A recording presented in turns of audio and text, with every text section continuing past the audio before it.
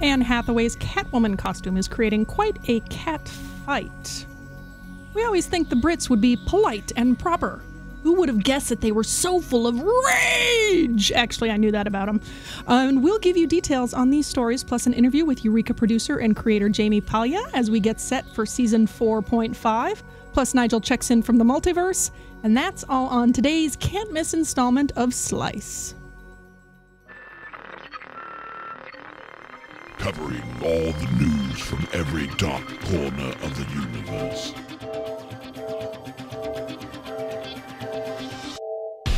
Warning, effects of time shifting may occur. This is Dr. Michio Kaku. I'm Peter Mayhew. This is Trisha Helfer, number 6 from Battlestar Galactica. Hi, this is Colin Ferguson of the SciFi Channel's Eureka, and you're listening to Slice of Sci-Fi. SliceofSciFi.com.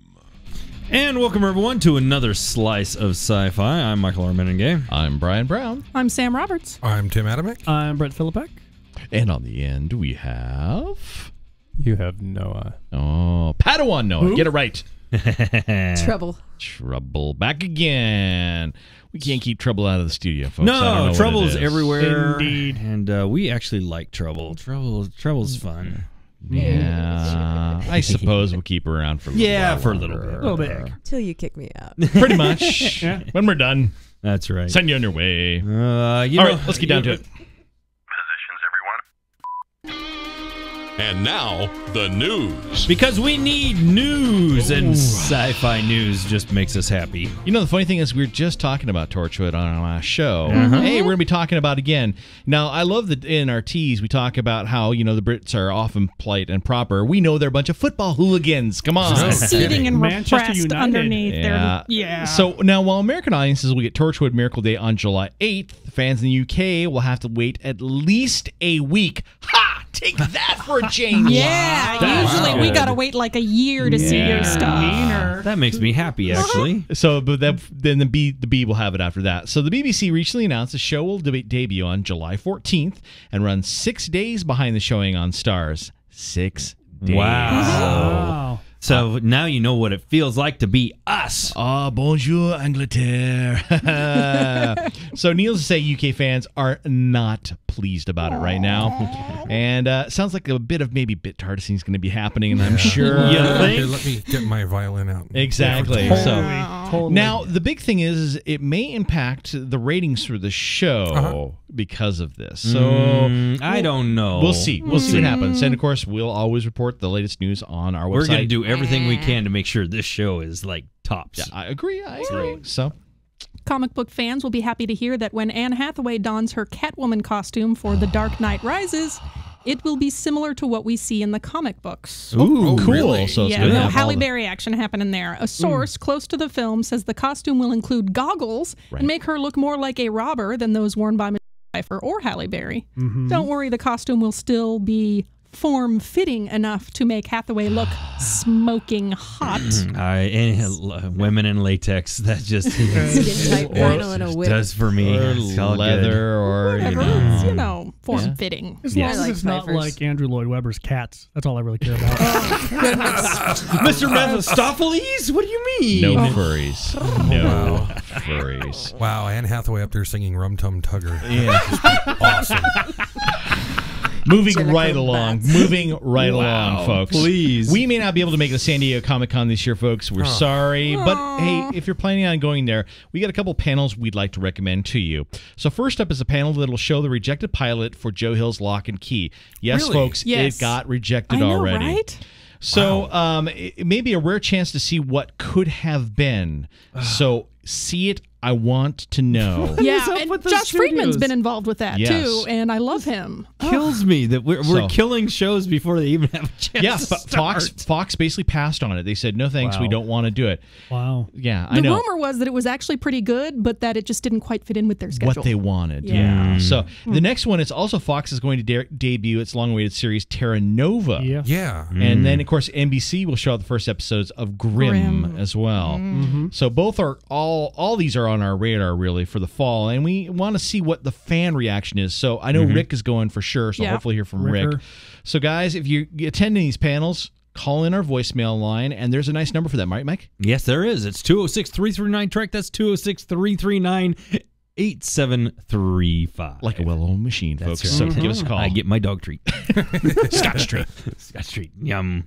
Also debuting at San Diego Comic-Con is the new Thundercats cartoon. I can't wait. Does it have Vin Diesel in it? No. Sorry. Of course, the rest of us mere mortals will have to wait until it makes its 1-hour debut on Cartoon Network on Friday, July 29th. Again, if you catch it at Comic-Con, let us know what you think. I want to know, how's Snarf doing? I'm curious. Right? I've actually seen the initial pictures of it because Topless Robot had it on there. That's an awesome nerdy site. Absolutely. And it looks really cool. It's going to be very anime-esque, but still really pretty cool. So I'm excited about it. Thunder, thunder, Exactly. I tell you, it was the music, you know. That's part of it. And the story. Speaking about furry, like- no furries, no furries. Furry, Right. Furry free. Multiverse time. Multiverse. Let's go. Please.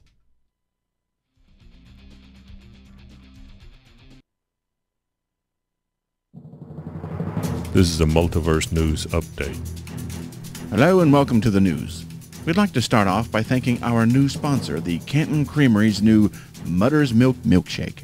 All the protein, vitamins, and carbs of your grandma's best turkey dinner, plus 15% alcohol. Try the new Strawberry Mango.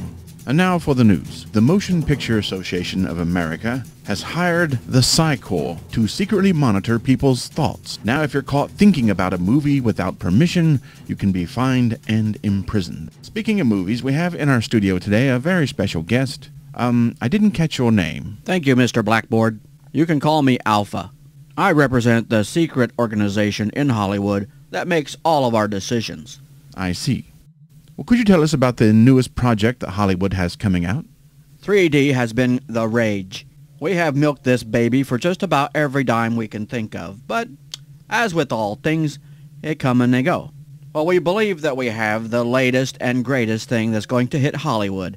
We're bringing back silent movies. That's right, it's an oldie, but a goodie. Silent movies will be all the rage. And we're not talking about just turning down the volume, we're talking about new, high-quality silent films. We've even invented these new special devices that you put in your ears to help create a better silent movie experience. Interesting. Are these corks? No, Mr. Blackfoot. These are not corks. These are audio dampening devices. And you can get them for just $3 a pack at every theater. And in conjunction with this new technology, special silent movie capable televisions will be out by this Christmas. These broadcast the silence in the new crystal clear digital silence. You're going to want one of these, trust me. Before you move on, Mr. Blackbark, I also represent the MPAA. Oh? And the comment you made at the beginning of the show about Mutter's Milk, while quite amusing, is an obvious reference to Firefly, and we're going to have to charge you for that. Really? What is this ship made of, anyway? Is this all science fiction technology? Well, yes. That's obviously a warp drive over there. No, That's Star Trek. You're going to have to pay for that. Somebody said you have clones. I'm sure George Lucas will have something to say about that. Well, let's take it back to the Draco Did you say Vista. Draco? Obviously a reference to Draco Malfoy. You're going to have to pay for that. We're making a bundle. Thank you for inviting me to the show. At Carina Press, we know that sci-fi can be sexy. Our ebooks are taking futuristic adventure to the next level. After all, the phrase opposites attract takes on a whole new meaning when astronauts and aliens make a connection. And passion in the midst of action does add a certain urgency to any interworld encounter. Discover how sexy the future can be at carinapress.com today.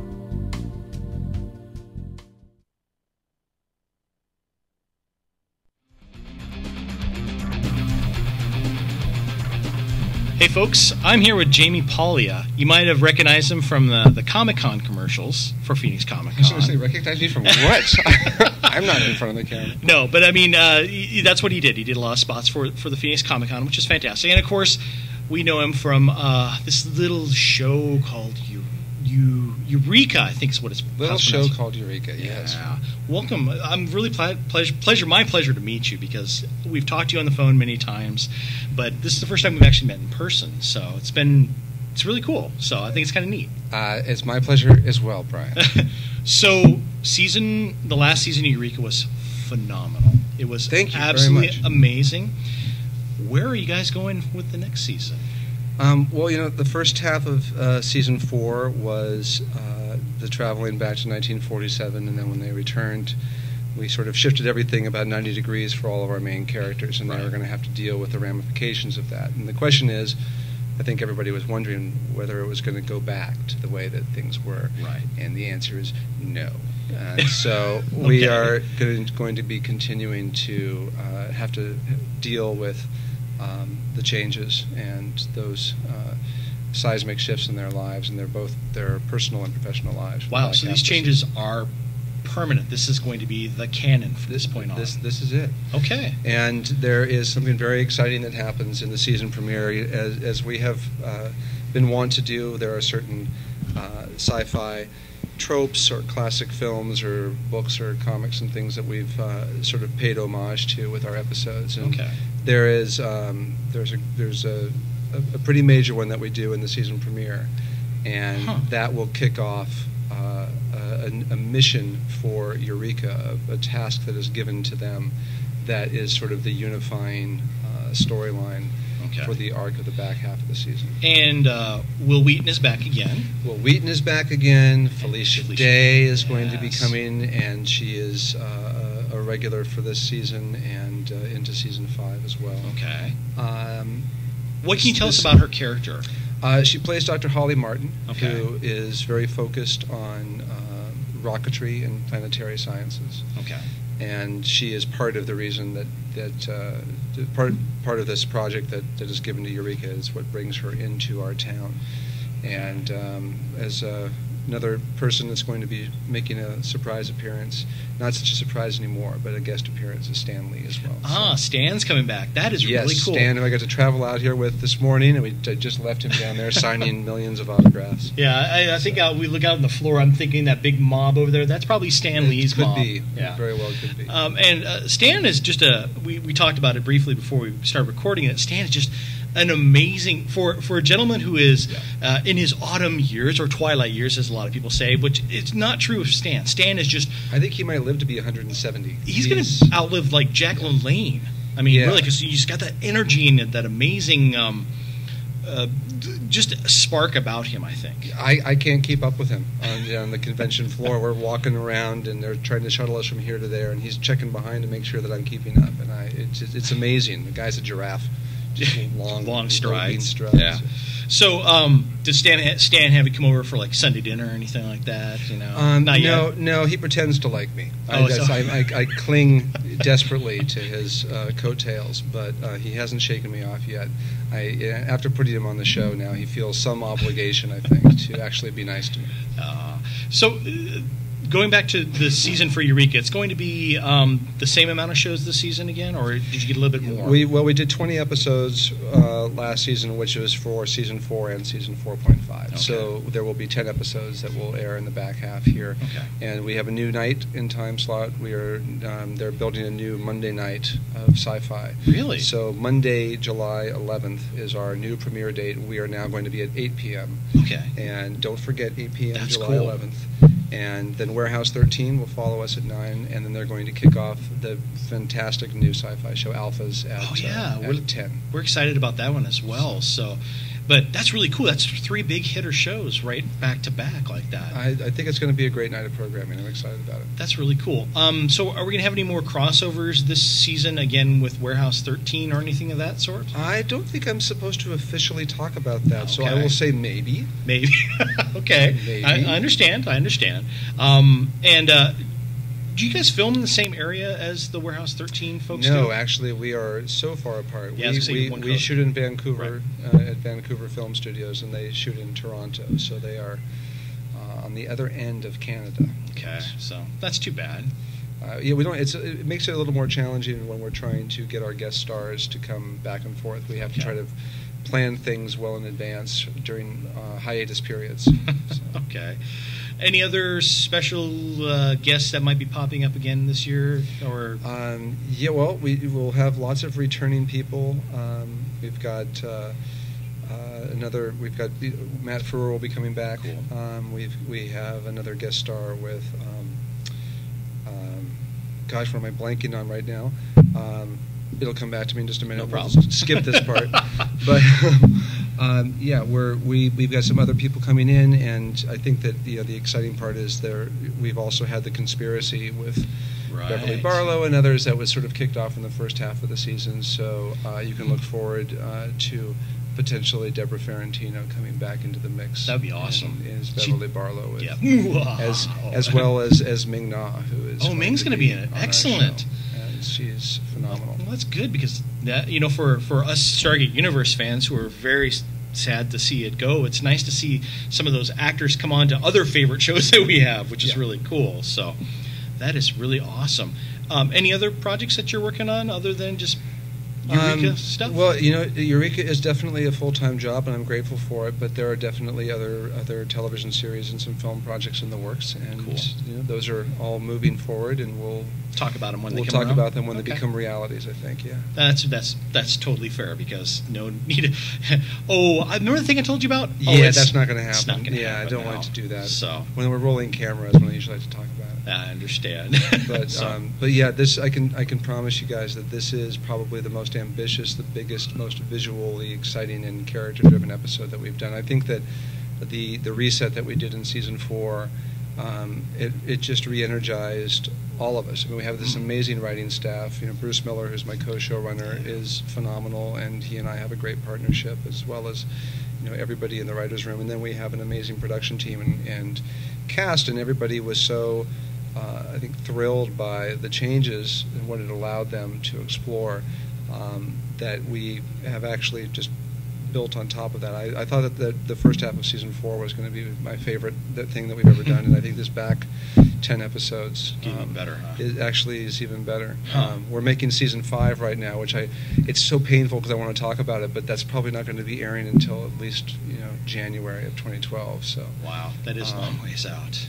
But we have at least 23 more episodes, and we'll hopefully, with all of the things that we're doing, we'll be able to come back for another season if we're lucky. Oh, I certainly hope so. Because I agree with you. I think that if you haven't been following it, folks, shame on you for one. Shame.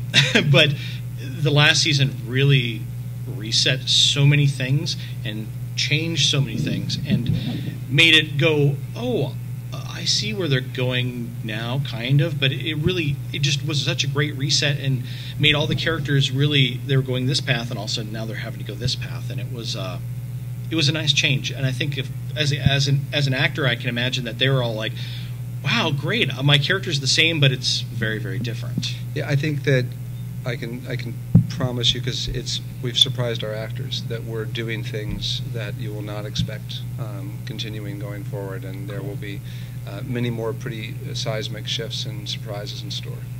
I want Joe Morton's character to find happiness. Joe and Grace, it's pretty nice. Yeah, it is. Tembi Locke is phenomenal too. Really? Yeah, she seems like a really. She's amazing. So, well, cool. Well, thanks, Jamie. Thanks very much. It was great to meet you guys. Thanks too. For watching, everybody. July 11th, Monday, 8 p.m. All right. Thanks.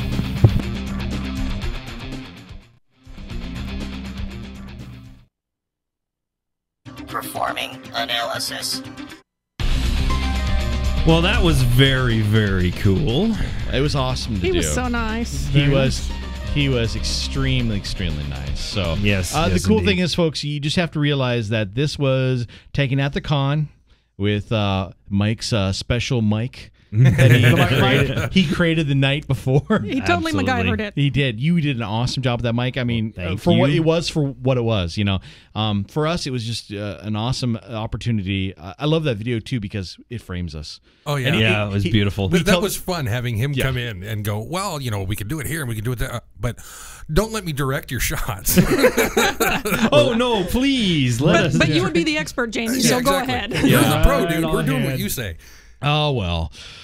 That's it. Hey, we got a little bit of something coming up right here. We do, actually. One of our longtime listeners and fans, Mr. Gary from Jacksonville. Oh, wow. Has did a wonderful little review of Cars for us. And he sent it into the listener feedback show. But I thought, this is actually good enough that we need to run it here. So, here, hope you enjoy this. Hey, Slicers, this is Gary from Jacksonville. I'm still trying to get a hang of the new format and everything, but if you're still taking these from me, I do have a review I want to share with you. I took the family out to see Cars 2 over the weekend, And I have to say, I was a little let down for a Pixar film. As far as being a parent to younger children, it was much more violent than Pixar films typically are. I particularly want to point out all the different, bullet shotguns, Gatling guns, rocket launchers, and things of that nature. Pixar usually hasn't had to rely on flash boom in that quite that sense, and I was a little disappointed that they went to almost a pure action format for a lot of these things. That being said, this rather than being a well-rounded piece, which typically Pixar features most of their characters, at least in a few scenes, I felt this was just really heavily geared towards the Mater character, the tow truck, and the rest of the show seemed a little bit off balance for the rest of the movie. I did see it in 3D, and I wouldn't call it gratuitously, poking at the eye or anything like that. They did do, a good job with that. It just enhances the feel of it. Sorry, Brian. And overall, the visuals, of course, were stunning. I enjoyed all the different little cars they chose to emulate. For some reason, they chose to make American motor cars, for those old enough to remember them, particularly Gremlins and Pacers, to be the villains of the film, which was funny. And they focused a lot of on other small niche cars. I saw some Miatas, even an old three-wheel United Kingdom car that was out for in the early 80s that always tipped over. That was funny to see. Anyway, so I'd have to actually give this a thumbs down, or at least hold off for rental. They didn't quite capture the magic. I felt it was a little cookie cutter, so to speak. It just feels like they didn't give it their all. I wasn't looking for the emotional porn that Toy Story 3 was, but at the same time, it just wasn't up to snuff. Still worth a rental, or even buying it on DVD, but I'd hold off on the theater experience. 3D didn't add that much to this film, and I think it would play well on a small screen too. Take care, everyone. Bye. Well, very, very good review. Good. And it actually emulates a lot what I have been hearing. I'm not out there. surprised. Yeah. We've been holding Pixar up to a pretty high pedestal for several years now, and it was inevitable that they come up with one that was a meh. And I think we've seen that. I think we've had that before. Yeah, Cars. Cars really wasn't that strong of a thing anyway. I loved Cars. That That's explains because you love Cars. so much about you. I love Cars too, Well, but I didn't still love not, Cars. yeah. I think they have some of the Disney second movie Curse on there. Well, they also have Disney running a lot of it now too. Very true. Mr. Adamek, you have something you want to? No, I don't think they have that kind of Disney second movie curse. You just take a look at Toy Story. That's true. They did three of them. Each one was better than the one prior. Wasn't Toy Story 3 under development before the Pixar was bought by Disney? That I don't know. That could be. I don't know. I'm pretty sure it was. Could be. Interesting. Anyway. Good. Thanks for the review. Appreciate it. Yeah, it's awesome. Absolutely. And I want to throw out there that if you guys want to get your reviews in the main show, or you want to get your comments in the main show, this is the way to do it. You make it something interesting, something topical, something that is important to us that we need to share with everyone, and you could be here too. Wow. There you go. Have we got a little time? We got just a little bit of time. Oh, because I really want to talk about the Yoda pasties. Of course you do. Oh, the Yoda pasties. Totally. Yeah, that's right. Continuing our sex theme. There we go. Yeah, I'm serious. You want to spice up a life with a special Star Wars fan in your life, we suggest the Yoda pasties. Oh my god. I'm serious, okay? We have a link on the Slice of Sci-Fi website, and you can also... Really? We do? Yeah, you can also purchase them off of our site, and we get a little bit of kickback on it. Nice. Excellent. Everybody go out and buy them. I'm buying a set for Brett. Well, while you're there, we might want to suggest also a collection of Star Wars themed bras. No, we're not making that one up either, folks. Nothing wrong with little geek lingerie. Exactly, for the to spice up your life. Princess slave costume. Yeah, the Princess slave costume. You know what? One thing I saw at Comic-Con was somebody in the R2-D2 bathing suit that we had on our Christmas list. Oh, really? Yeah, it was cool. Nice. I want the Vader one. The Vader. Of course you do. Well, does it have the respirator in it too, so that your breasts go? Yep. No, I have that on my phone. But the problem is then you bubble in the pool. That's never a good thing. It doesn't become face like would I make? It doesn't go. It goes. It's just not as intimidating. Yeah, it's not as intimidating. It's kind of, ruins the... Yeah, so, oh well. I thought that was really kind of an interesting little bit. I was like, wow, Yoda pasties, really? Okay, well, I know what I'll see at the fetish thing next year. Well, you can if you go looking for that stuff, you'll find a lot of it out there. And interestingly enough, wasn't it Hickerson that stumbled upon these? Yeah, I think it was. I'm not exactly sure what he's doing. Wait, in his isn't he getting married sometime soon too? Whatever company pitched this to George Lucas's licensing department. I mean, how did they win that? Yeah, there's the bigger topic: is how did they get that past legal? George. We've kind of talked about that though, with the Quidditch lingerie, that sort of thing. So yeah, hot topic. I know. Look at you. I know. Yeah, I know. Maybe he thought it was a food.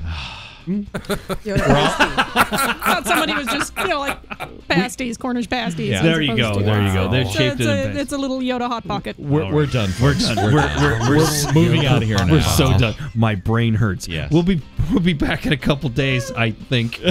See ya.